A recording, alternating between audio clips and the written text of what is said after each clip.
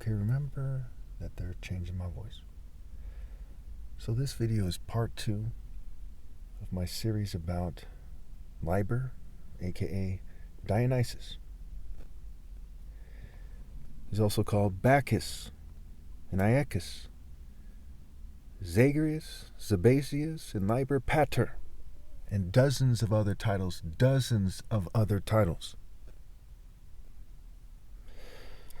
So let's talk about Liber Celestia, according to Helen Demetrius. Now, Liber Celestia, right, aka Lady Babylon, right? Babylon's system, Babylon's mystery, mist over Eri.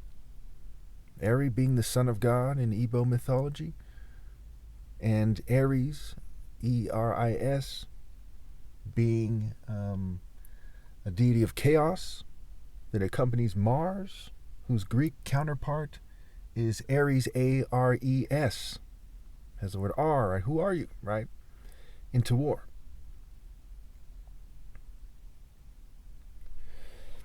So in her video, she brought up that Liber comes from Venus, who's the Roman counterpart of Aphrodite. And Venus, spelled backwards, is Son Eve, right? Like Adam and Eve. She says that the doors of the temple have been thrown open from the love-making of the two alchemists. So shall the knowledge of the high gods be accessed and given freely. She's saying it to humanity. Use this wisdom for Sophia, is said to be watching over you with 1,000 eyes. Make room, she says, to make room in your dark heart for the new light of the new age. And she says that it is coming as the earth is merging with the kingdom, and so on and so forth. Okay? And it says that, you'll once again know how to be a god, and so on and so forth. I say it this way so don't take me out of context. I do not believe in the mysteries. I abhor the mysteries. The reason why the world is in such a bad state, the reason why the economy is so bad, which is what this playlist is about, is because of the mysteries. Ladies and gentlemen, in the countries like Haiti and Mexico and Colombia and whatever else that supply the drugs here in America, they're said to manufacture fentanyl in China and India. They also are the victims of the mysteries. Some of these people want to maintain their drug dealing cultures. They don't want to come into the light of God. They want to maintain the mystery spirit of Dionysus. The spirit of oppression that covers the whole world is the spirit of Dionysus. You hear false conceptions of equality. People acting like fools in super churches and in every religious institution that you see, really. That's Dionysus, that Dionysian nonsense, that lie, that rape by deception, those Luciferian emotions, that theater art nonsense, that propaganda, that fakeness, that falsehood, that artificial, shallow, superficial rubbish. That's Dionysus.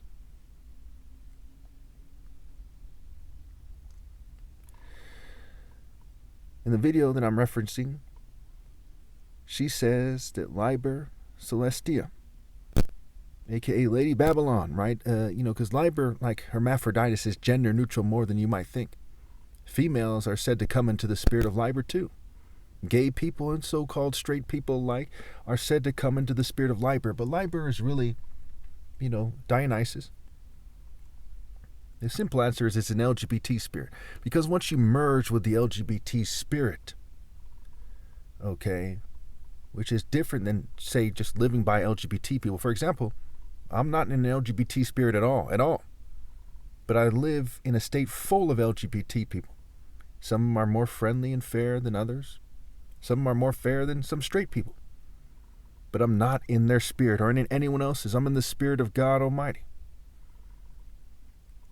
But those who come in the spirit of Dionysus, they're in an LGBT spirit. All the European elite, all the Jewish elite, they're in the LGBT spirit because they're in the spirit of Dionysus.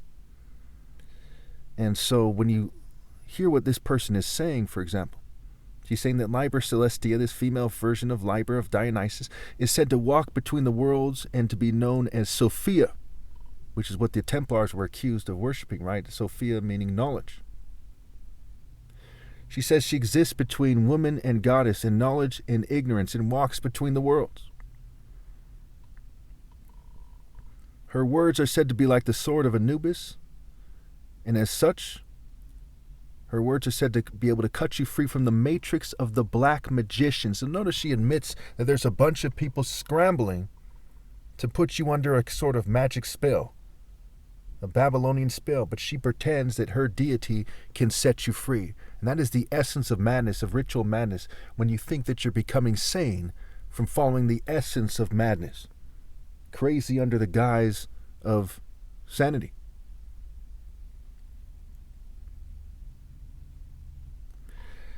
She talks about how her conception of love, which is fake love, her conception of divine will, which is fake will. That's why the word divine is die, vine, and dive. Dive into what? A falcon diving to strike its enemy? Or are you diving into the abyss? Now the vine, the true vine versus the Dionysian vine. Right? The vine is a metaphor for life. Food, trees, the tree of knowledge. The tree can actually be a good metaphor. It can be a bad metaphor, depending on what you think the tree is.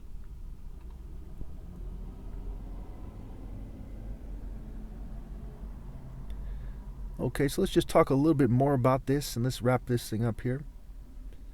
So she says that the seas of Mother Chaos are stirring and that the hero prepares his net. That the anchor of the ark is said to be plummeted down into her belly. And within her womb, the new dawn is said to grow. Okay, Lucifer, the son of the dawn, versus the son of God as the actual son of the light, a child of light, a child of God.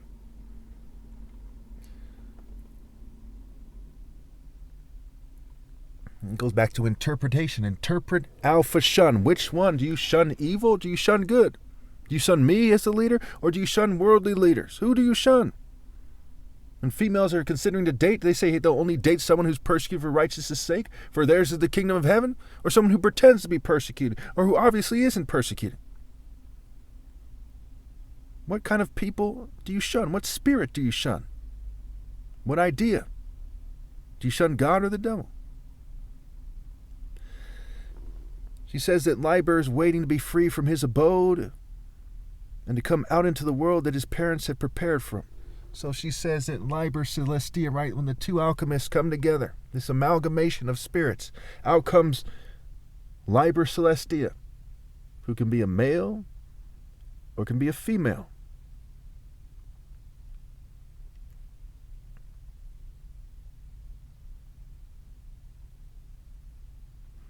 But really is the idea of a gender-neutral deity.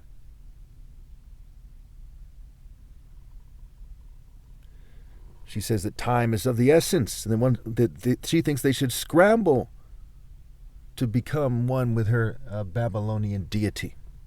Now you see, if someone takes on her philosophy, which millions of Americans have, and tens of millions of people around the world have, that they're out of touch with reality. Instead of focus on how to be morally precise, they're focusing on this rubbish, this kind of fantasy surrealism. You might say anime, manga, emo, rock, rap. It's like everything that causes you to disassociate from reality. It's music in general. In the absence of being in the boundaries of moral precision, what does music do to you? That's why Pan is playing a flute. Dionysus, music and revelry. Apollo factors in with music, technology, music, art, entertainment. Meaning mind is in the word mental. That's why in this cartoon where they had, this is a cartoon I seen when I was younger, there was a walrus playing a flute, and he's leading the oysters into a house where he's going to close the door and eat them. And notice the oysters right there. I'd imagine that walruses don't eat oysters because of the nature of them, but the oysters are trying to protect themselves from the predators of in the water, right? And so it symbolizes this kind of unnatural means to get at what it shouldn't be able to get at, which is like the devil trying to get at your soul. And is the walrus a mixture between a cool walrus playing a flute and a predator? Or is he just a predator using the facade of a cool walrus playing a flute? So that cool walrus isn't really cool, and Lucifer isn't really good. And he's not helping you. Life is short, and as you get older, you get more and more rotten. Do you discard your body and keep your toenail or hair clippings? Or you discard those things that are supposed to be discarded? So Liber is a deity of chaos and confusion like Set. Liber is a form of Set. And Liber has various forms. Dionysus is there's an old guy depicted with a bald head. He's partially bald and a beard. You see the young guy with the beard, skinnier. You see big people depicted, little people. People with snake bodies I've seen on artwork that's associated with Dionysus. He's depicted as a satyr like Pan, leading an army of satyrs to war. To war against who? To war against the forces of sanity. Just like Lady Justice, he's trying to uphold the social order of Greece. Pan means all for all the Greco-Roman deities. They're all satyrs, demons, the devil in their own right. Trying to maintain the social order of the nations, for example.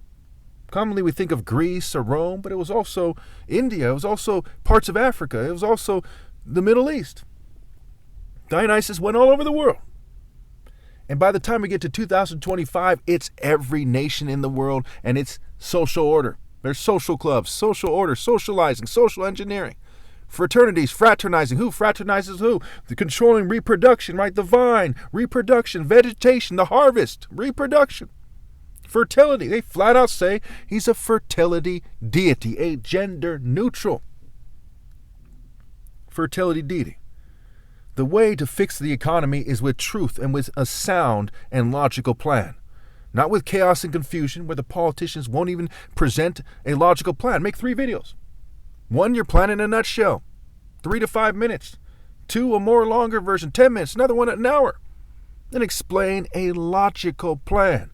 Also have billboards showing a logical plan. They won't do it because they're in the spirit of chaos and confusion.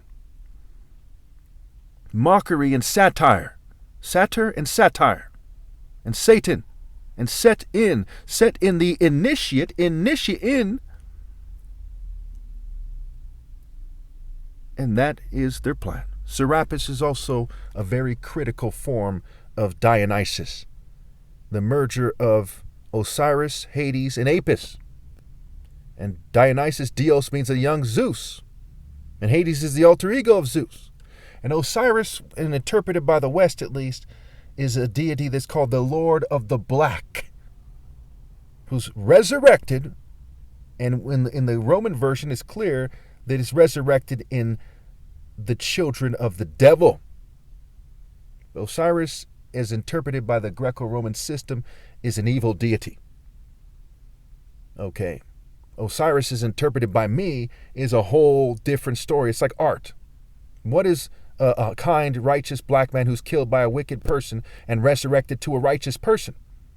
It might be someone in his family who reminds him of that, or reminds him of Osiris or whatever. It's iris, right? Your iris, right? How you see things. You can see the weakness of a man right through his iris, as they say. So to me, as a righteous person, if I was to look at a story like that, regardless of the official interpretation, if such a thing exists, I would say that's a righteous person who's vindicated by his bloodline, by his children, by his spiritual bloodline, rather, by the spirit of righteousness, something that cannot be done after my flesh dies because of the circumstances of the world. To the Luciferian, Set betrays Osiris, kills him, rapes Isis, and Isis raises his child in the spirit of Osiris when he's really a Setian. And they pretend, like Psyche in the myths, they pretend using psychology, but the child is really a baby Setian, a Dionysian, not the child of Horus. And their cause is the flesh-based. They have a flesh-based imperative, and that's reflected in the spirit of the child, who is a con or a fake Horus. Not truly a hero, not truly the hero, the Son of God, the spirit of universal pinpointed moral precision, which takes perfection to come into, scrambling to perfect oneself, making perfect decisions like submitting to God through me, which is the only way you can be perfected. Thank you.